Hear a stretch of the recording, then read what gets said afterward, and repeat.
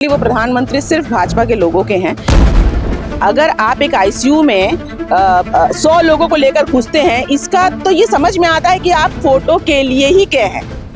Photo खिंचाना और photo के लिए ही जाना में बहुत अंतर है। ये जो हुआ है, ये बीजेपी का खुद का बोया हुआ बीज है। हर एक स्टेट में बीजेपी को दौड़ा दौड़ा कर लोग मारेंगे।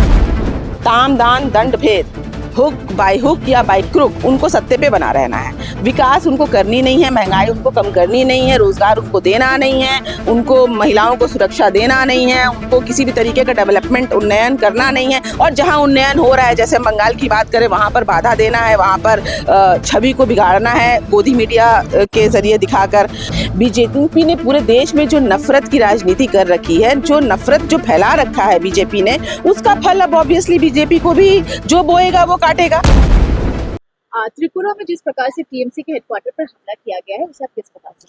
इसकी हम जितनी कड़ी निंदा करें वो कम है। और जैसा कि हम जानते हैं कि भाजपा का हमेशा से ही ये नियम शायद रहा है कि वो लोग धर्म के नाम पर राजनीति करते करते वो लोग किसी भी पार्टी को टिकने नहीं देते। वो लोग चाहते हैं कि इस देश में डेमोक्रेसी और हमारे संविधान को ख़त्म करना उनका सबसे बड़ा एजेंडा है।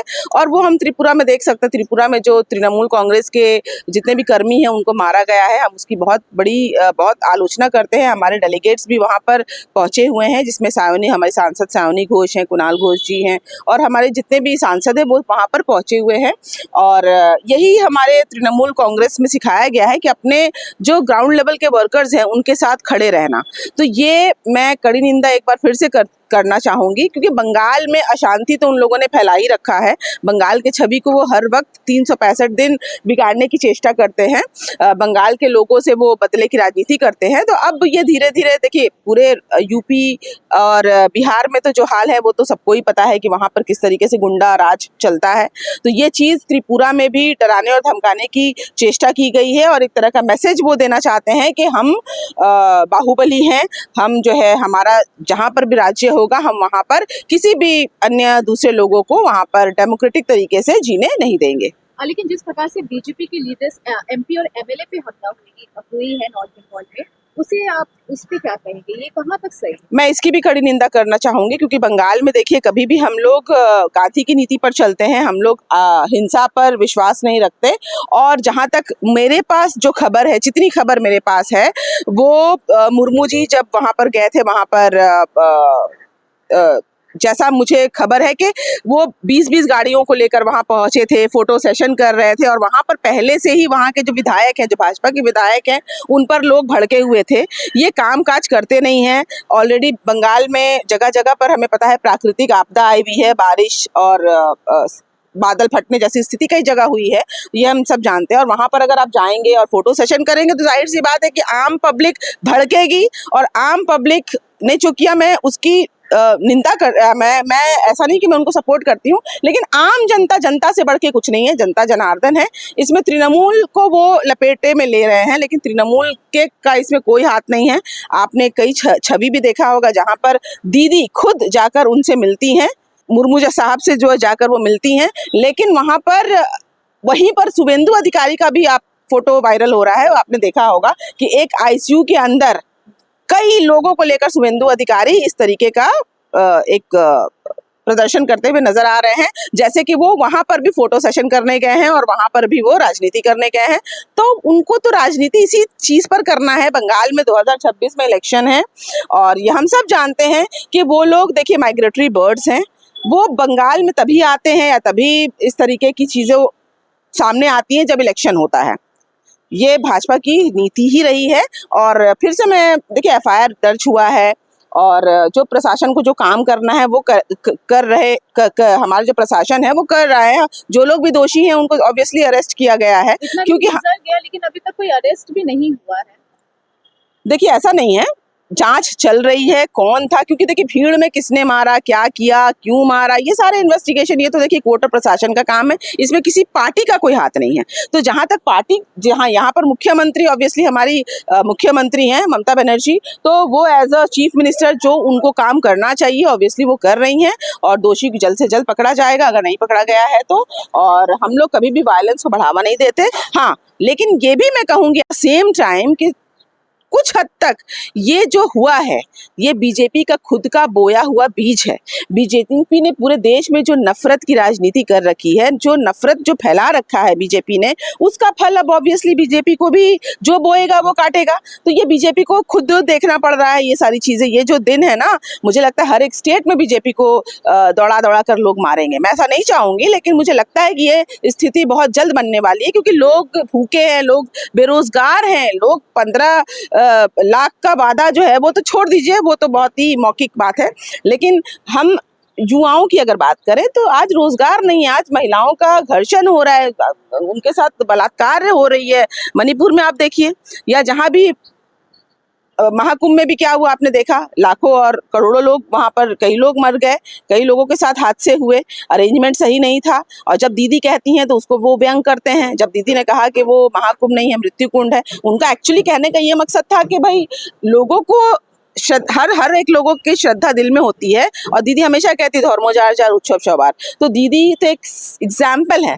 अब बताइए, दुर्गा पूजा एक बहुत बड़ा उत्सव होता है, यहाँ पर कार्निवल्स होता है, दुर्गा पूजा को लेकर एक यूनेस्को से स्वीकृति तक मिली है, लेकिन कितने लोग घायल होते हैं आप बताइए, जबकि हजारों नहीं करोड़ों की भीड़ होती है दुर्गा पूजा देखने के लिए, लोग विदेशों से आते हैं। लेकिन आप एक भी बता दीजिए जहाँ पर भगदड़ मचता हो या जहाँ पर अरेंजमेंट सही से ना किया गया हो। तो ये तो एग्जाम्पल लेने की बात है।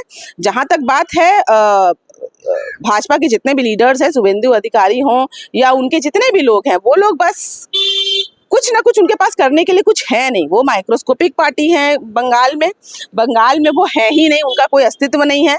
गिने चुने सांसद, गिने चुने विधायक जो हैं भी, वो सिर्फ फोटो सेशन का काम करते हैं, वो भी चुनाव के वक्त, और कभी आप उनको शायद खोजने से भी वो नहीं मिलेंगे। दीदी, जैसे आपने बोला कि फोटो सेशन करते बीजेपी, आपको ऐसा नहीं लगता कि ये तो हर एक पार्टी की तरफ से ही किया जाता है? खुद भी मुख्यमंत्री ममता बनर्जी के नहीं, उनके भी फोटोज बहुत सारे मैं दिख रहे हैं। मैं बिल्कुल इसको गलत साबित करना चाहूंगी।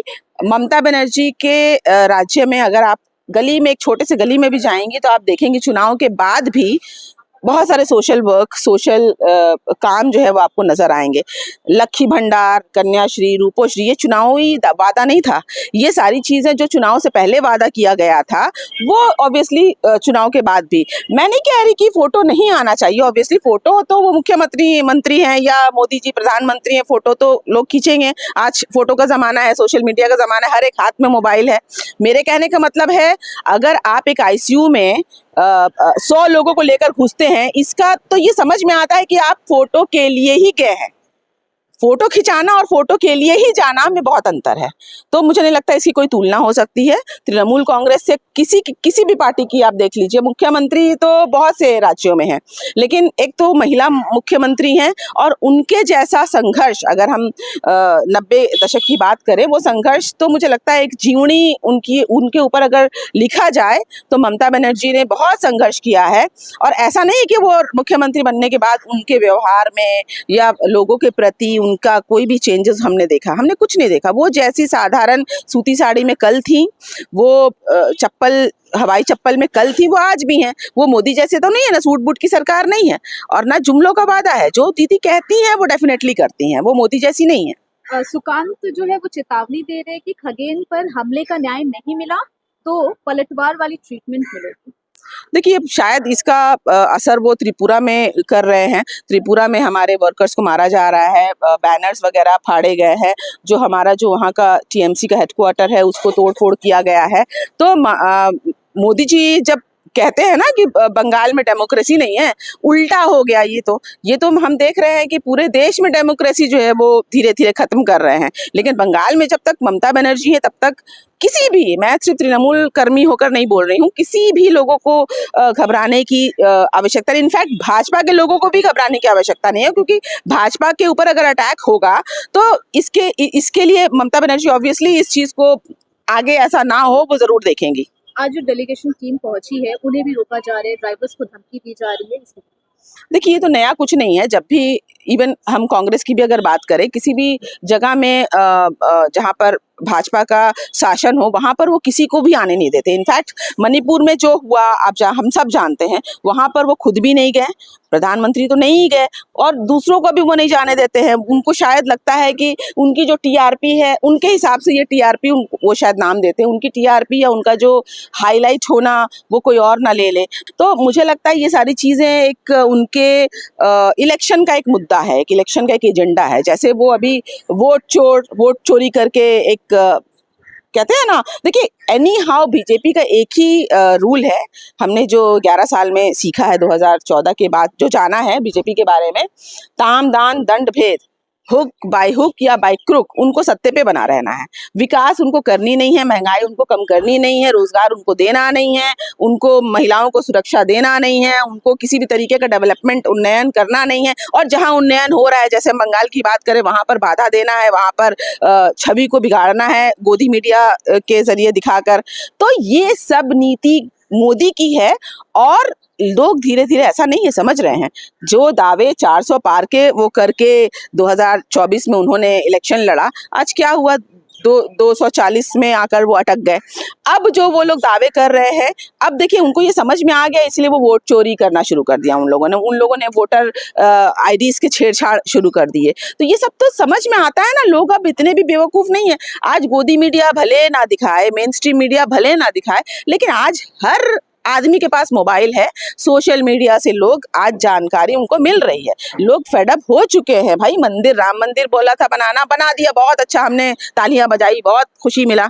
आगे क्या, आगे सोचिए ना कि लोगों को भाई भूख लगती है, मंदिर मस्जिद तो बनते रहेंगे, उसमें तो कोई ठीक है, आपने क्रेडिट लेना था आपने ले लिया, लेकिन उसके बाद क्या, आप लोगों का डेवलपमेंट कीजिए। ये सब माने ओछी राजनीति कर छोटी राजनीति कर आप कितने दिन लोगों को बेवकूफ बना सकते हैं। बीजेपी एमपी और एमएलए पे जब हमला हुई थी तो नरेंद्र मोदी ने एक ट्वीट किया था जिसमें उन्होंने साफ तौर पर ये लिखा था कि बंगाल की जो कानून व्यवस्था है वो खत्म हो गई है, लेकिन त्रिपुरा में जो कांड हुआ है उसके बाद आप क्या कहें? देखिए, प्रधानमंत्री वो अनफॉर्चुनेटली वो प्रधानमंत्री सिर्फ भाजपा के लोगों के हैं, जबकि उनको बिल्कुल पक्षपात होकर बात करनी चाहिए थी।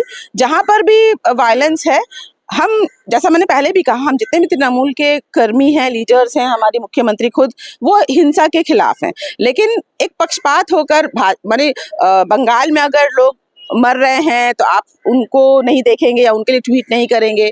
आप त्रिपुरा में अगर अन्य पार्टी, भाजपा को छोड़कर अन्य पार्टी पर अटैक होता है तो आप ट्वीट नहीं करेंगे। तो सेलेक्टिव अगर आप प्रधानमंत्री हैं तो मुझे लगता है उनको पद से त्याग कर देना चाहिए, बिकॉज ऐसे प्रधानमंत्री एक देश के लिए, देश हित में मुझे लगता है ठीक नहीं है। तो देश के विकास के लिए एक ऐसा प्रधानमंत्री होना चाहिए, वो किसी भी पार्टी का हो, जो पार्टी से हटकर जनता के बारे में सोचे, ना कि वो सिर्फ सेलेक्टिव ट्वीट करे, सेलेक्टिव बातों में उलझा रहे। मुझे लगता है ऐसे प्रधानमंत्री की किसी भी देश को जरूरत नहीं है। विरोधी दल जो है वो आरोप लगा रहे हैं कि एक तरफ नॉर्थ बंगाल में फ्लड की स्थिति देखने को मिली, लेकिन ममता बनर्जी कार्निवल में डांस कर रही। देखिए, विरोधी दल ये भी कहती थी, यही विरोधी दल है जो कहती थी कि ममता बनर्जी यहाँ पर हिंदुओं के जो धर्म है उसको पालन नहीं करने देती, उनके फेस्टिवल को पालन नहीं करने देती, विसर्जन नहीं करने देती, दुर्गा पूजा नहीं करने देती। ये उनके ऊपर तो तमाचा है ना। ये उनके, देखिए, चित भी हमारी पट भी हमारी, उनको कुछ तो कुछ कहना है ना। अगर दुर्गा पूजा नहीं मनाया जाता तो वो कहते हैं कि ममता बनर्जी हिंदू विरोधी हैं, हिंदू खतरे में हैं। और आज देखिए, कोई चीज तो रुक नहीं सकता ना, वो चीज एवरीथिंग वाज सेट। हर कुछ, जो जितने भी लोग थे कार्निवल में, सिर्फ ममता बनर्जी नहीं थी, जितने भी जो कार्यकर्ता, जितने भी जो पूजा के जो ऑर्गेनाइजर्स थे, उन लोगों की सारी चीजें जो थी वो तैयार थी। उन लोगों को अपना जो दुर्गा माँ की जो मूर्ति है उनको लेकर निकलना था, प्रदर्शन सेट था। और सडनली ये आपदा आ गई तो ममता बनर्जी क्यों कार्निवल रोकेंगी? क्या ईद अगर होता तो क्या नमाजें रुक जाती? क्या अगर बैसाखी होता तो उनके फेस्टिवल्स नहीं मनाए जाते? क्या हिंदुओं का कोई और भी कोई पर्व होता तो क्या अन्य राज्यों में महाकुंभ मेला क्या अगर कुछ भी आपदा आ जाती, प्राकृतिक आपदा, तो क्या महाकुंभ मेला को रोक दिया जाता? क्या योगी जी उसमें बढ़ चढ़ के हिस्सा नहीं लेते? तो ये सब राजनीति है, राजनीति तो होती रहेगी।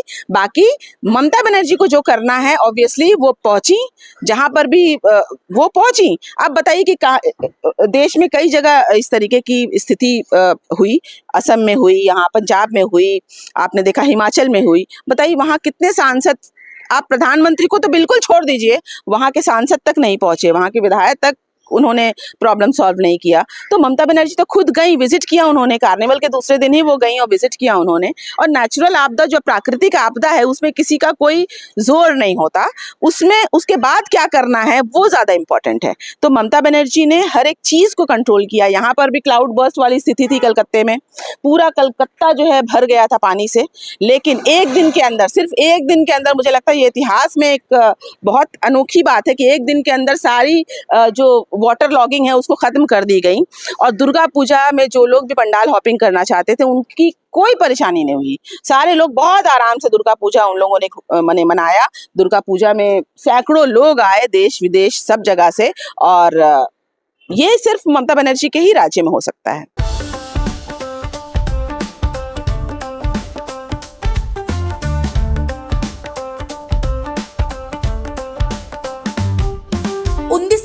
से चलती आ रही है एक कहानी, स्वाद की, परंपरा की और भरोसे की। शिराज गोल्डन रेस्टोरेंट, मलिक बाजार, कोलकाता। ये सिर्फ एक रेस्टोरेंट नहीं बल्कि एक एहसास है, जहां बिरयानी में इतिहास की खुशबू है और मटन चाप में रूह बसती है। शिराज की बिरयानी मसालों से नहीं, मोहब्बत से बनती है। 3 पीढ़ियों की विरासत, दादा से पिता और अब बेटे तक। इसकी 5 शाखाएं हैं, VIP बाजार, अजय नगर, सॉल्ट लेक, चिनार पार्क और दिल में बसने वाला मलिक बाजार। अब मलिक बाजार शाखा बर्थडे सेलिब्रेशन के लिए भी उपलब्ध है।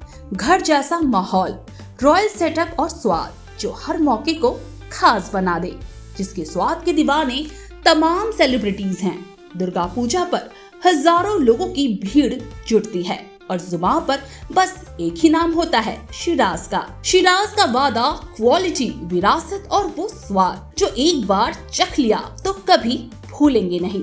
तो आज ही आए शिराज। पता है Malik Bazar, 135 park street, behind neuroscience hospital, park circus, Beniapukur, Kolkata, West Bengal 700017। Shiraz golden restaurant, स्वाद जो सिर्फ जुबान पर नहीं दिल में उतरता है।